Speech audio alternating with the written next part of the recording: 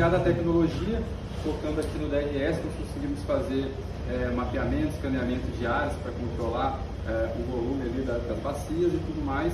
E também, logo ali atrás, temos o nosso drone agrícola. Nós conseguimos fazer a umectação de áreas e o replantio, como daqui de regiões recuperadas. Tá? Então, brevemente, nós vamos fazer uma demonstração ali do drone agrícola, fazendo a umectação aqui. E também vamos subir esse drone aqui, que ele tem uma câmera própria para escaneamento de região. Tá? Então, a 120 metros de altura, o erro dele máximo é de 2 centímetros. Então, umas informações bem breves, vamos fazer ali a demonstração, tá?